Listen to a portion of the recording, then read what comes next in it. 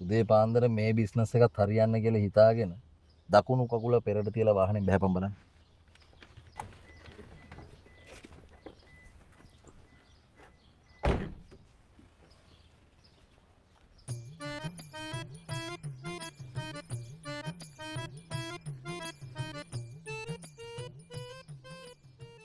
තමුසේ මේ ලැට් එකක් තියාගෙන මොන මුස්පේන්තු වැඩක්ද ඔය තමුසේ මේ හැමදාම උදේ පාන්දර කරන්නේ? ඇයි මොකද්ද? මොකද්ද කියන්නේ දෙයියනේ කියලා වැඩකට යන්න එළියට බහිනකොට තමුසෝ ලැට්ටයක් උසගෙන මුන්ට මුනිච්චුනාට පස්සේ අපිට වගතුවක් තියේවිද ඔය? ඒකම තමයි ඔය මටත් කියන්න තියෙන්නේ. ඇයි මොකද්ද තමුසේ කියන්න තියෙන්නේ? තමුසෙලා දෙන්න එදා මූණ මුනිච්චුනත් හරි මේ වැඩේ තාම මට කොට දාගන්න බැරුව ගියා. ලැට්ටෙකුත් උසගෙන තමුසෝ හරි වැඩකට යනවා ඇත්තේනේ. අනික බම් මේ මූ යන තැන ඉන්නවනේ. ඈ තමුසේ මොකෝ ඕක උස්සගෙන ගමින් ගමට අත ගස්සන්න ගෙනියනවද? නෑ මම මේක ට්‍රිප් එකක් එක්කන් යනවා. බලාගෙන අතින් මල්ලන් එකම් ඵලයක් සෙනග ඉන්න තැන්වල මග ඇරෙන්න ඉඩ තියෙනවා. ඇත්තට මොකද්ද ඔය ඕක උස්සගෙන රටවට යන එකේ තේරුම? මේකනේ මහත්තයා මං වැඩ කරන ගෙදර මහත්තයා මේකේ වාඩි වෙලා ඉඳද්දි පැත්තක් කඩාගෙන බිමට පත බැවුනා කියන්නකො. අයියෝ ජූලි 7යි. ජූලි 7යි නෙවෙයි මැහුම් 60යි. කොහේ? මේ හරියෝ ඉතින් මං අහන්නේ ඔය කැඩිච්ච ලැට් එකත් උස්සන් තමුසේ රටවට යන්නේ මොකද කියලා මේ අහන්නේ.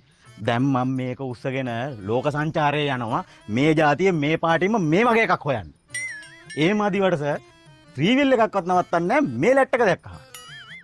ත්‍රිවිල් එකක් නෙවෙයි. ගලි බවුසර් එකකට දාලා බලහන්කෝ. සමහර විට උඹත් එක්කම පටවන්න යයි. වරෙන් බය යන්න.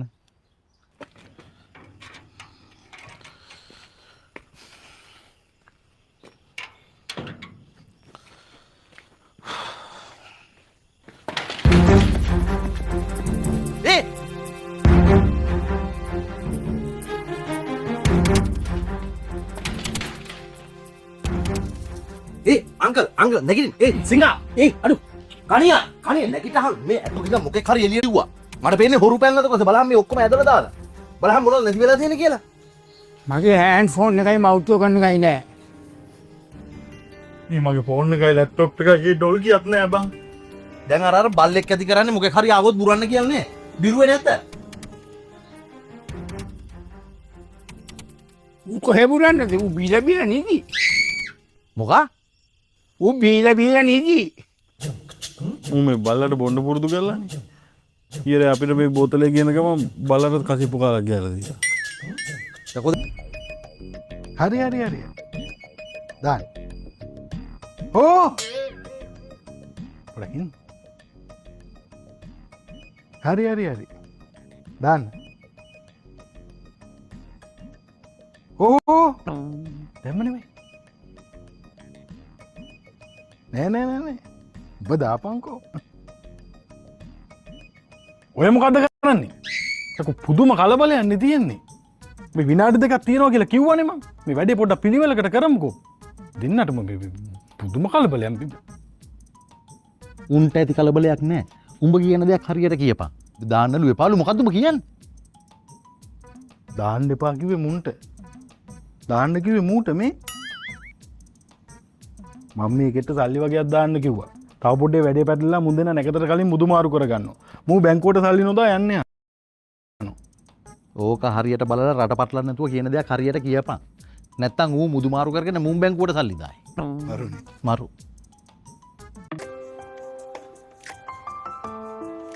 ආන්නේ මොකක්ද ඒකලේ? කෑවනේ.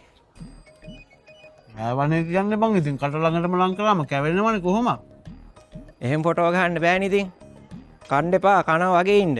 ඔයත් කවන්න එපා කවනවා වගේ ඉන්න. කොහොමද දැන් ඒක තමයි වෙලා තියෙන්නේ ආයි ෆොටෝ ගහලා පෙන්වන්න දෙයක් නැහැ. මොකද්ද? නැතිනම් කවනවා වගේ දික් කරන් හිටියට තාම කන නැග දුදා වෙලා නැහනේ. බලා වෙලපෙන සීන් එකක් නේ වෙලා තියෙන්නේ. හරි රෙඩි මම නම් ඕන වෙලාවක රෙඩි. මෙයානේ බන් රෙඩි නැත්තේ. තව වෙඩින් නේ උගන්න ඕනොත්. රයිට් ගමු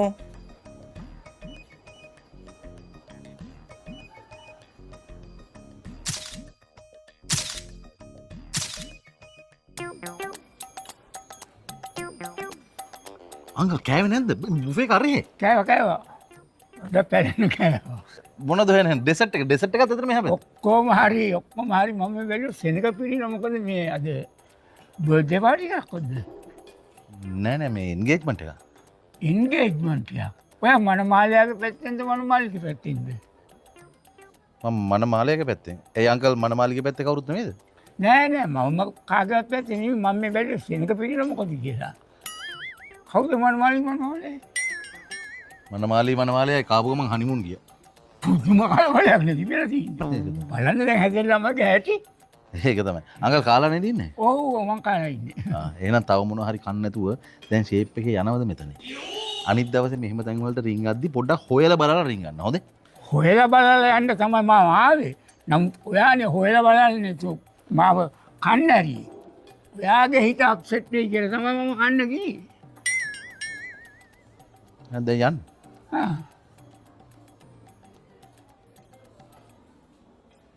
පැමිල්ල දානගම් බලන් හිටිය නෙවෙයිනේ. පණිවිඩය ලැබුණු ගමන් තමයි ආවේ.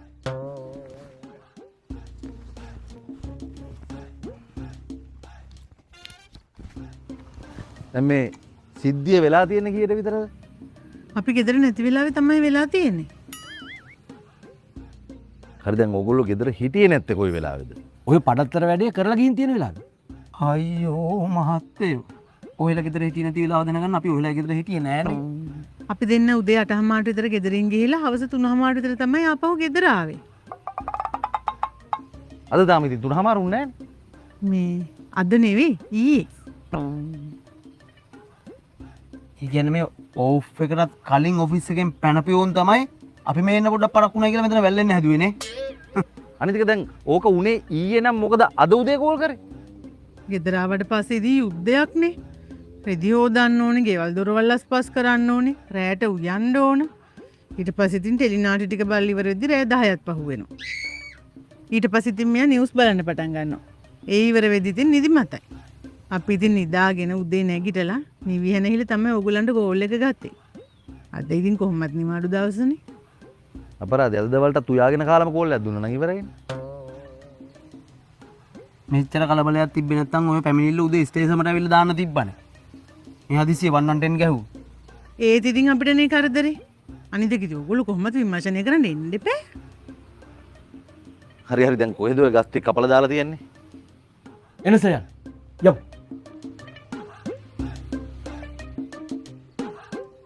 එනස එන්න.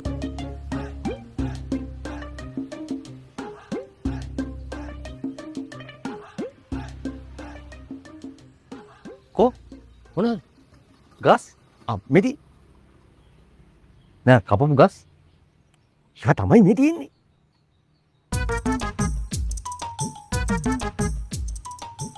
මේ කරපිංච පැලද ගන්න. පැල තමයි ඉතින් කැපුවේ නැත්තම් ගස් වෙනව නෙමෙයිවා. නෑ දැන් අර වටින කියන ගස් වගේක් කපලා දාලා කියලානේ කෝල් කරලා තිබ්බේනේ. කරපිංච වටින්නේ නැහැ. කැඳ හදනෝ, හොදි වලට දානෝ. ශරීරයේ තියෙන විෂ අවශෝෂණය කරගන්න හොඳ ඖෂධයක්. වටින්නේ නැහැ.